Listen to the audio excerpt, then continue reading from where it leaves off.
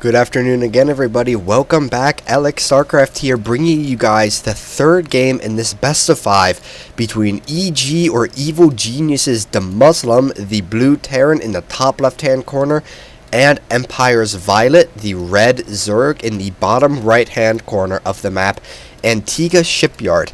Now, for those of you guys who did not see games 1 or 2, go check them out right now. Right now, Violet is at a 2-0 advantage. I will tell you guys that much. And one of the two games is a pretty big macro one. The other one is a much more aggressive short one. So if you want to see those playstyles, if you want to see exactly maybe some new ideas for how to play Zerg versus Terran, all sorts of stuff like that, please go watch them. Also, and of course, the views help me out, everything like that.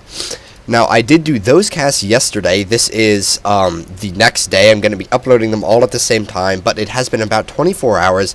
You guys probably noticed I was coughing a little bit during those videos. I do have a bit of a cold, but I am feeling better. I got a good night's sleep last night. I have my 1 quart of chocolate milk, which I'm about 3/4 of the way through, and that doesn't have anything to do with the sickness. It's just really good. So hopefully I can do okay casting, not cough into my microphone, the audio is okay, and all that awesome stuff.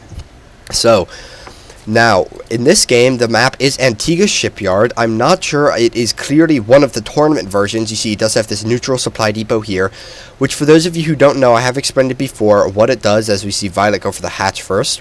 But what it does is it makes it, because there used to be a problem where Protoss could just build 3 pylons, or Terran could build, say, 2 bunkers, and they could just wall off this entire ramp and contain a Zerg player. But because of this, in order to wall off a Zerg, they'd have to build here, here, here, here, here, here.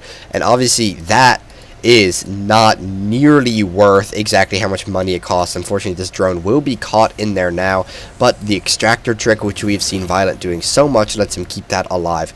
But one other thing to note about this map is I'm not sure whether the players know that it is indeed, that it does have to be cross position. It does look like they did know that, or simply because Violet scouted this direction first, but it looks like he actually probably would not have seen the base. If it was there, he might have, it's hard to tell.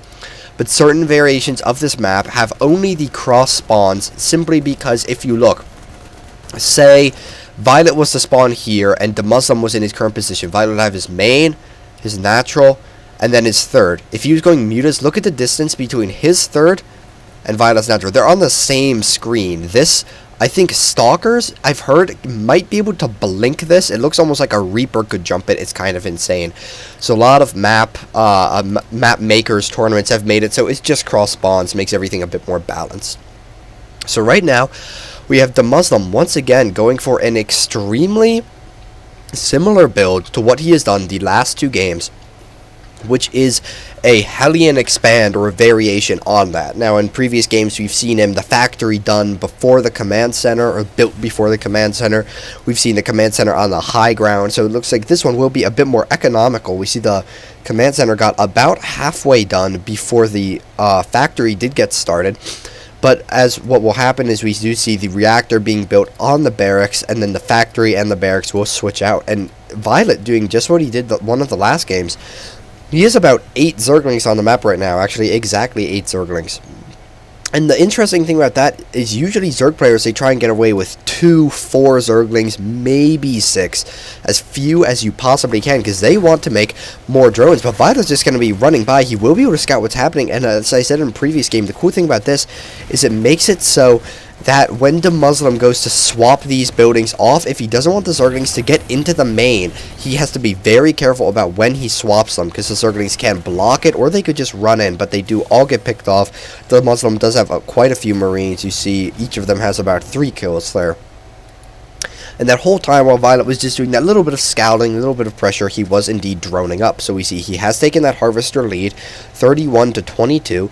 But because of the Terran player about to have this orbital command done, and he's about to have the 2 base of the Zerg, he could be in very good shape. And we see Violet throwing down the hatchery, just again to make it a little harder for the mobility of the Hellions, because with the Spine Crawler being built right there, being built right there too. It just makes it kind of hard for Hellions to get around, to get into the mineral line. They have to take a whole lot of damage. They'd have to go right through here, just past the Queen, stuff like that. It just allows Violet to kind of control space and mitigate the damage of those Hellions just a little bit. So you see this Hellion taking a look for a third, which does happen sometimes versus Terran, I should say, that early third in response to the Terran early natural, but not quite as much as in Protoss versus Zerg. So we'll have to see what Violet chooses to do this game. Previously he had gone Roaches. It does look like this game he will not be opting to go for that tech bath, as he will be getting that macro hatchery. And wow, very good job from EGDeMusliM denying the Overlord there. Violet hardly saw anything, but he did see almost all of it with those 2 lings. The only thing is he does not know what is on this. So if it was a siege tank, that would totally change up the game, guys. Just because an early push with some Marines, you can deal with totally differently than an early push that includes siege tanks. So it looks like Violet, he's going for an early Carapace upgrade as well as the Baneling Nest. So it looks like he will be favoring a Ling Baneling style. Later on we'll get to see whether he wants to go for the Mutalisk tech or the Infestor tech.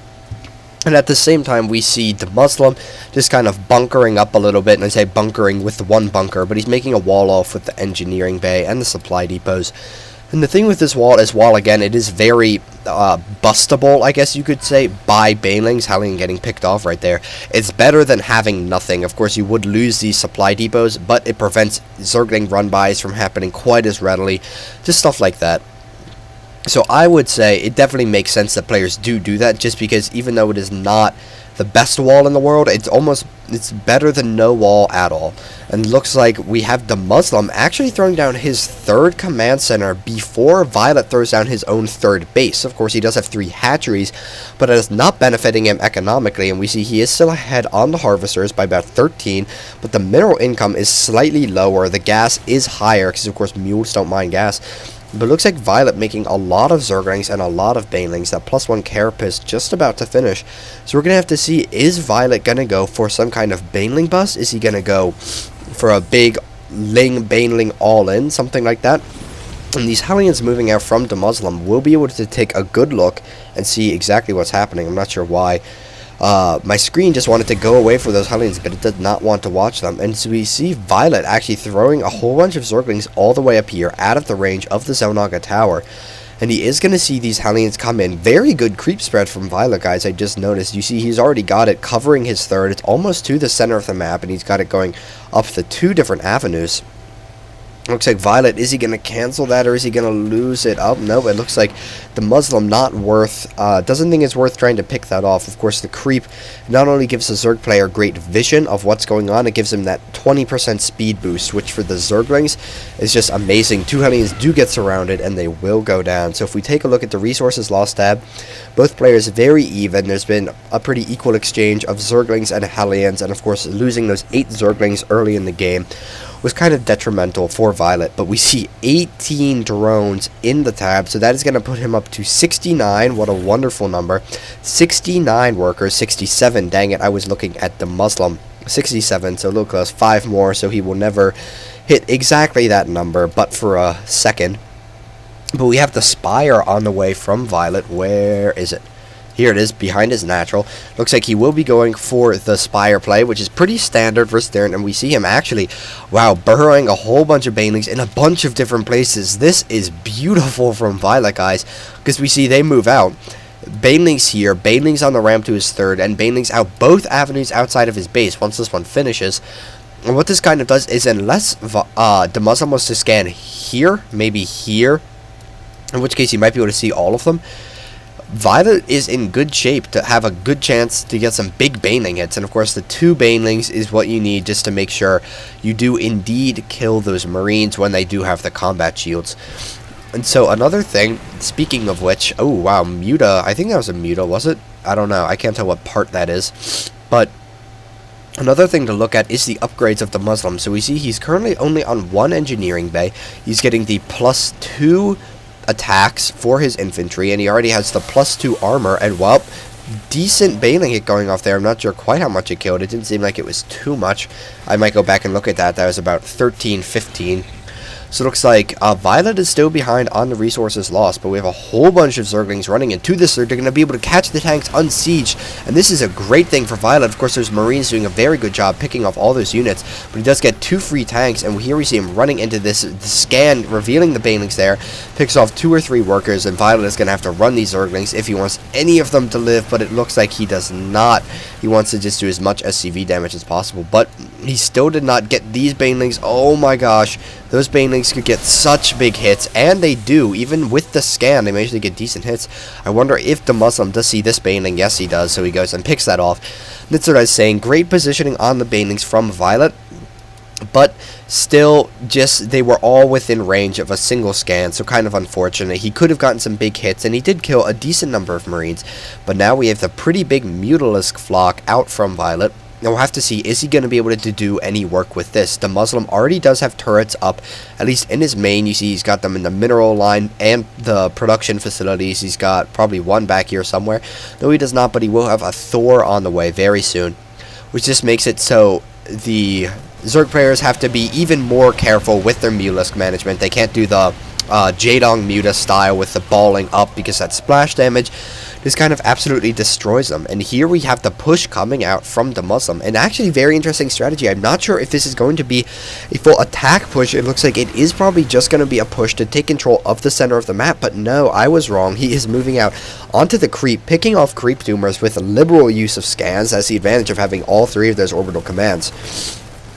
Gosh, picking off a lot of creep, and I'm trying to see where are all Violet's units. We have all the mutas doing a lot of work in the main, but I'm not sure if he's going to have enough to hold off this push down here. I'm not sure where he has units. He has a bunch up here, but I don't think that's quite enough. That's a rather measly force. The Queen going down very quickly. The tanks sieged up in a good position, and the mutas are still doing a lot of work up here, but they are getting killed off fairly quickly. The 3rd is going to go down, as well as a whole bunch of drones. He burrows them, but look at how fast those die to these 2-1 Marines.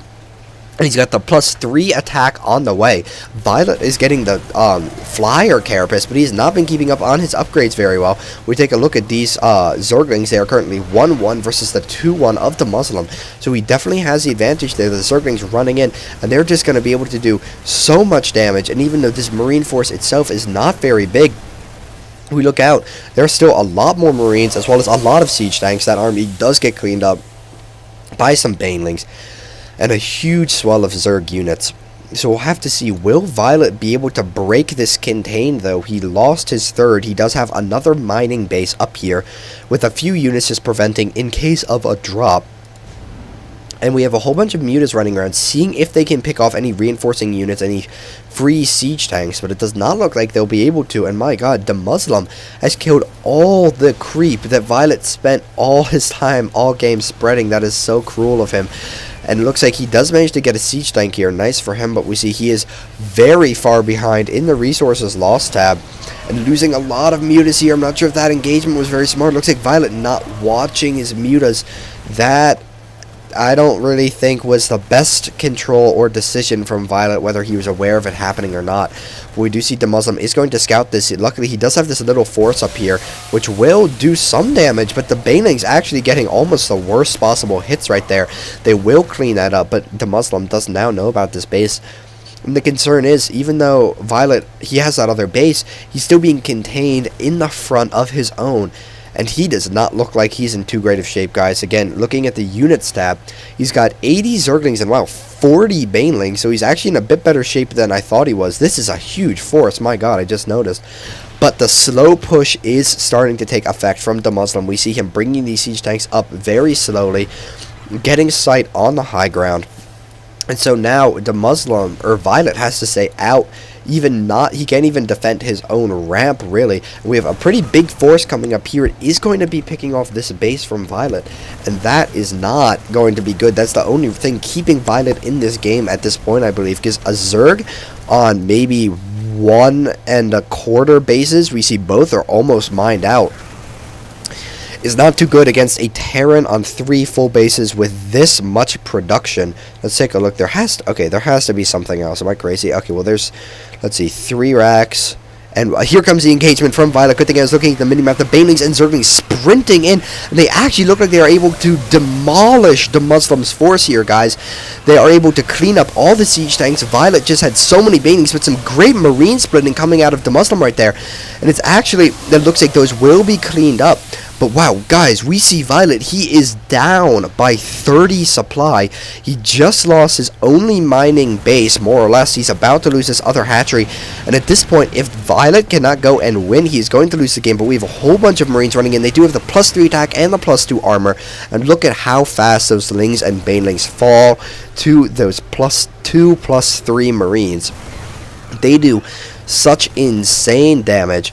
9 damage with a weapon speed of 0.86 with the stim pack. They kill units so fast. It looks like Violet trying to clean up these units, make sure that he can avenge his fallen hatchery, guys. He's another one coming on here, which EGDeMuslim will indeed spot perfectly. But guys, this does not look good for Violet. Of course, being a fan of the Zerg, a proponent of the Swarm myself, I want him to win, but EGDeMuslim is so good as well. It'd be great to see a comeback, see this game go to an ace match, or the series, I should say. Zerglings running in, going to try and get a counterattack, killing many SCVs as they can, but it doesn't look like, I don't know if they actually killed any SCVs, and oh my god, those Zerglings died so quickly. And EGDeMuslim has killed a lot more workers than Violet has. Violet has done a pretty good job, but he does not look like he's in good shape. Let's take a look at the unit types. 7 Banelings, 16 Zerglings, and 11 Mutas. So at this point, I think, I'm trying to do some quick mental math. If you exclude Overlords, EGDeMuslim has more Marines than every other unit Violet has combined. I'm not really sure if there is a way for Violet to come back in this game, guys. A whole bunch of drones coming up here to mine, but oh my gosh, they're all going to die. Watch how quickly this number diminishes. You can see it down here. Good Baneling hits, killing a lot of Marines right there, but it clearly was not enough, guys. I don't think Violet can come back for this. It's just a matter of time before he GG's. We see the 4th command center coming down from EGDeMuslim. Violet's going to run and see if he can do any work with these mutas. He can't decide whether he wants to try and save himself. But when there are more Marines than there are mutas on the field, which is actually very common, I should say when there are more Marines than there are units on the field for Zerg. Let's iterate this another way. There's more Marines than there is supply for the Zerg player. And so EGDeMuslim doing a very good job there. What he essentially managed to do is he got up to the 3 bases very quickly. He did a good job keeping up with his macro. And as I was looking at earlier before the attack, he has a very good number of production facilities. He's got the 6 racks, as well as the factory and the starport. And getting the upgrades is constant Marines out of the barracks, and then siege tanks and medevacs, guys. So great job from EGDeMuslim right there. Once he pushed out to the center of the map and cleared out that creep, there just wasn't much Violet could do. And that's that danger of the Terran push, is you see Violet crushed the force right here, but by the time he did it, there was already another Terran army waiting right out here for him. So EGDeMuslim might be able to make a comeback in this series, guys. I'll go ahead, head right to the next game. I'll see you guys there.